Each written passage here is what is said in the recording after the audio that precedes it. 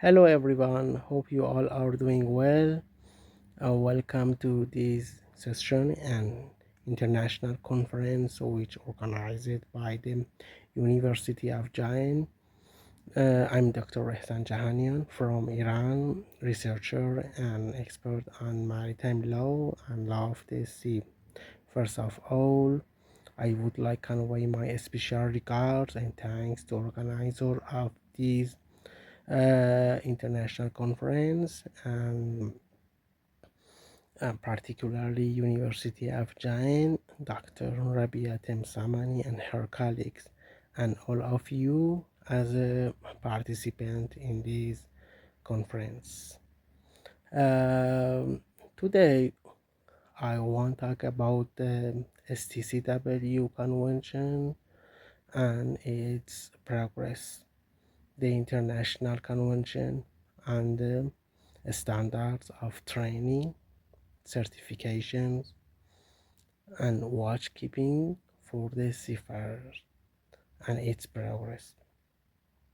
Also talk about the rights and liability of seafarers in this context, plus of states' responsibility and rights. And in the end, I would like to talk about the new challenges with emerging of new technologies such as AI applications such as ChatGPTs, and also the need to raise the awareness of seafarer about impact of marine pollution.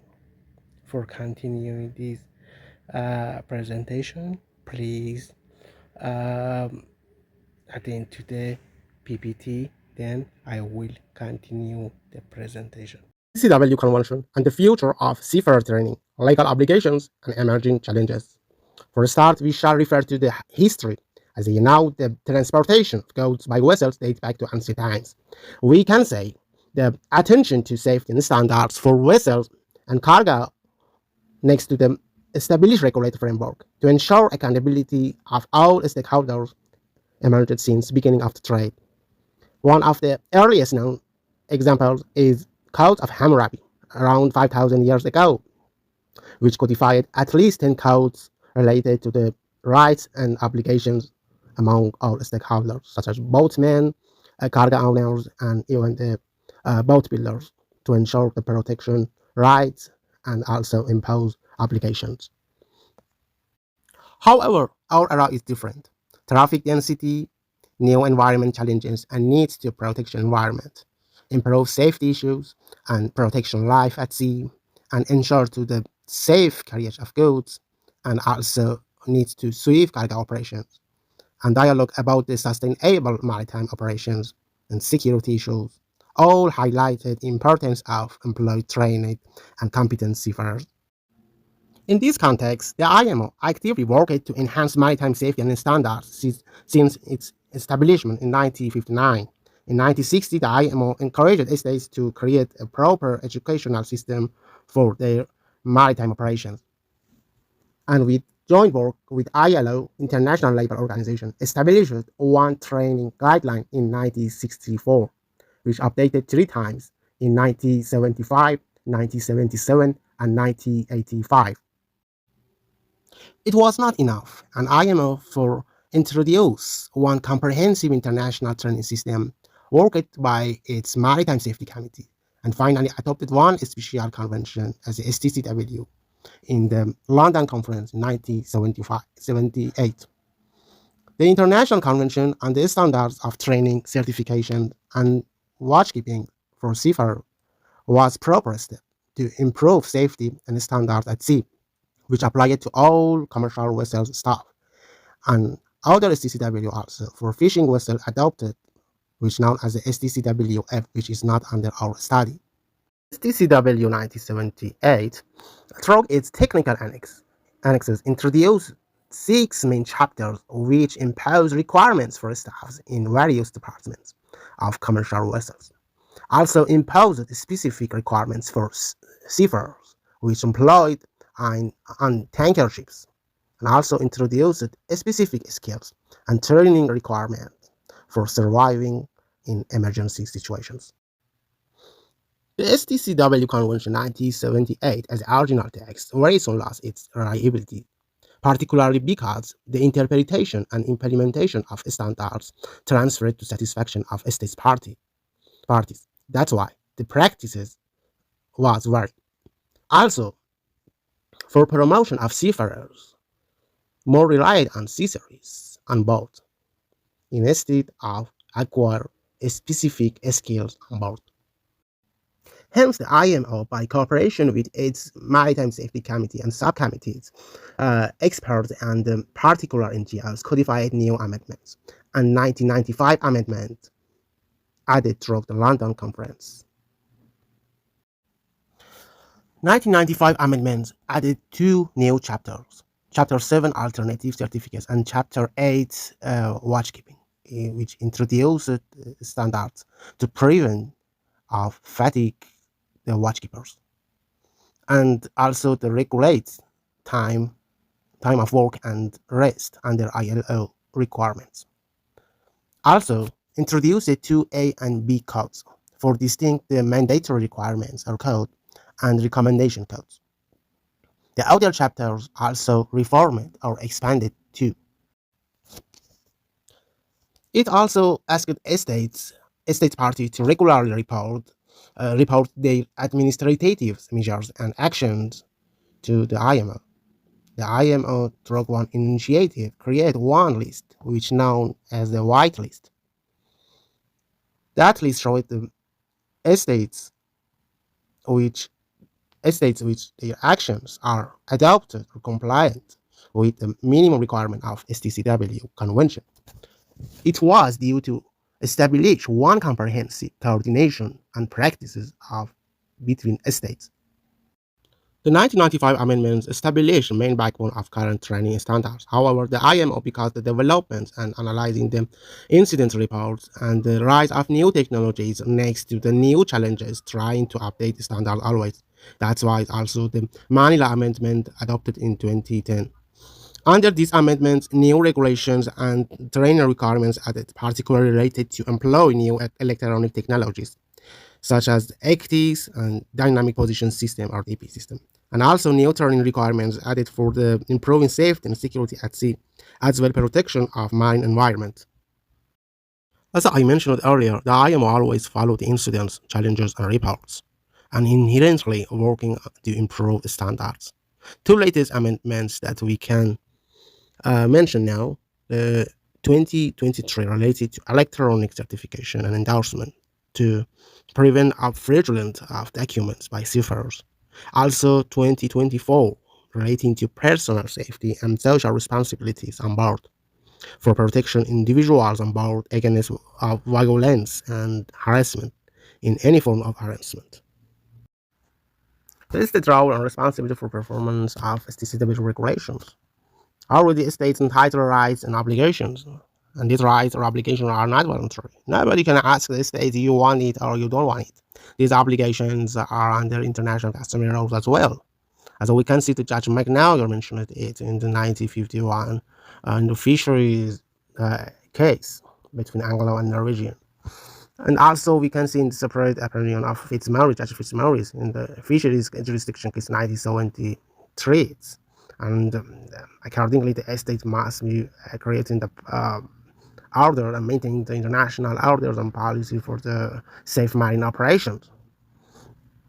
And also, we can refer to Article 94, United Nations Law of the Sea Convention, and clause the state shall take administrative measures according to international norms and law.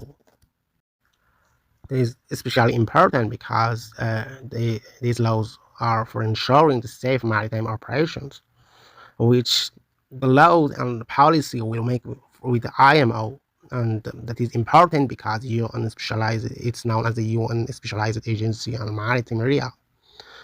Thus, flag states have an obligation in this regard.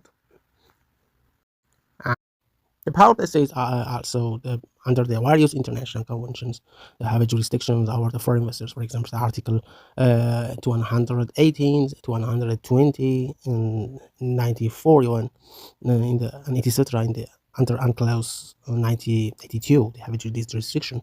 And even when the foreign vessel under the flag of one non-party states under the STCW convention interested the power of the state under international customary rules that have a jurisdiction because it was voluntary entry to the power of the state jurisdiction zone. The state under the STCW convention enjoy the right and have some and obligations. They must be enact the international standards under this convention in their own domestic laws. They must be ensure the certificate of the seafarers issued under minimum requirement of this convention. They must be carry out the inspection over the educational and maritime training center. The power of the state controller must be and have also jurisdiction to the survey for the seafarer certificates status, and also the cooperation between the states. And another issue, we know the current minister of international law is based on the cooperation between the states. Our convention and international organization are alive because of the cooperation between the states.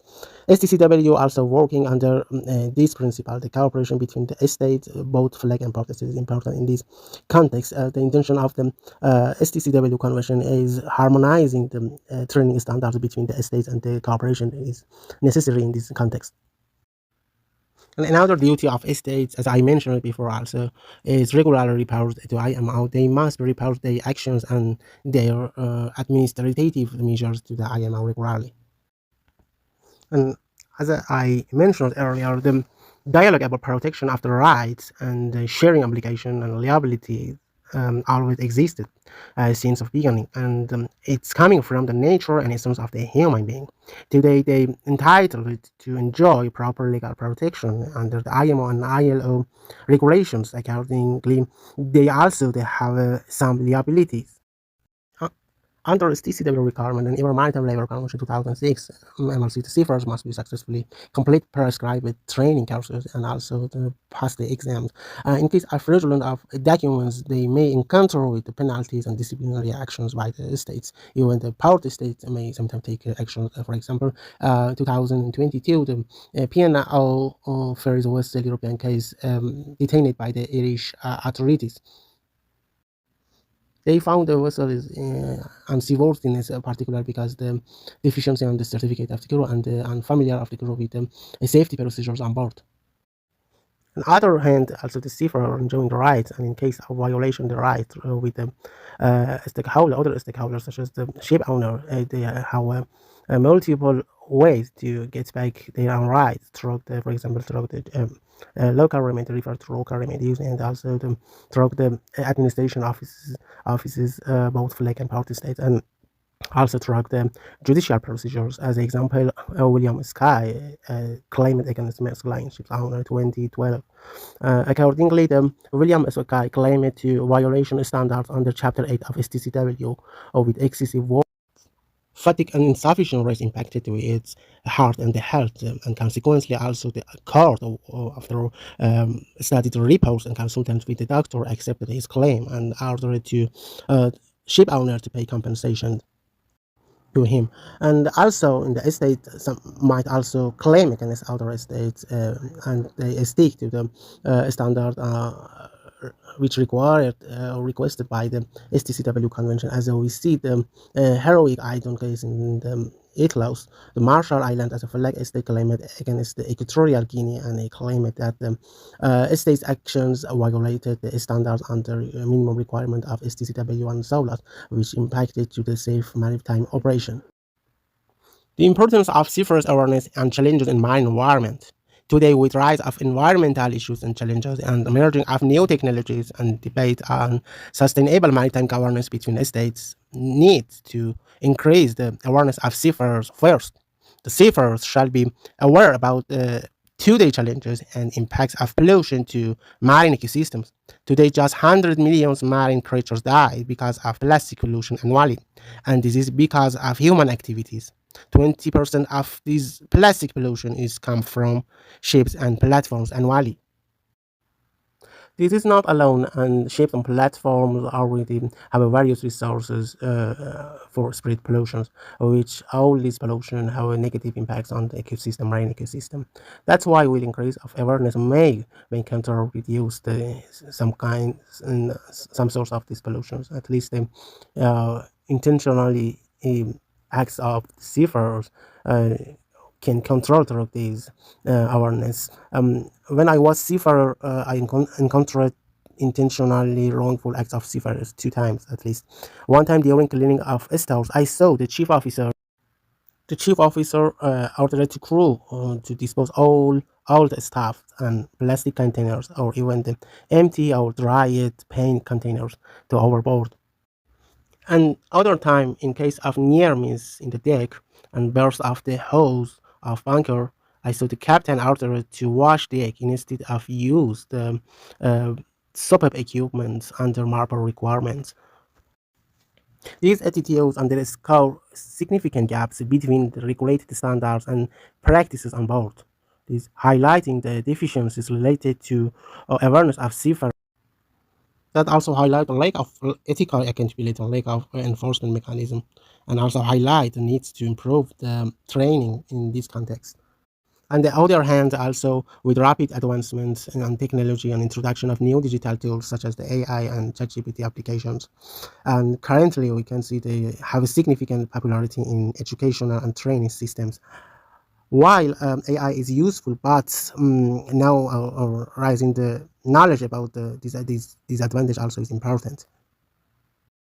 According to the one empirical research which conducted by the Carnegie Mellon University, our reliance on ChatGPT or AI applications for tasks can reduce the brain activities and diminish the cognitive engagement. Thus, in emergency situation, may impact the action of seafarers and even to prevent them to take appropriate action or prompt actions. And even sometimes it's possible these applications provide the wrong information, and through that it will be also to affect the knowledge of seafarers in future. At the end, the role of IMO and its committees remain fundamental to improve training standards under STCW conventions and through its amendment in future as well. And although we cannot prevent developments and rising of new technologies, but we can find a way to rise the awareness of seafarers, particularly related to effects their negative acts on marine ecosystems. For example, we can ask from seafarers to update or exchange of their competency certificates. They shall attend to the refresher course to familiar with new challenges. Thank you very much for your attention. Again, I must be convey my special regards and thanks to the University of Jahanian and also Dr. Rabia Temsamani and her colleagues. Thank you very much.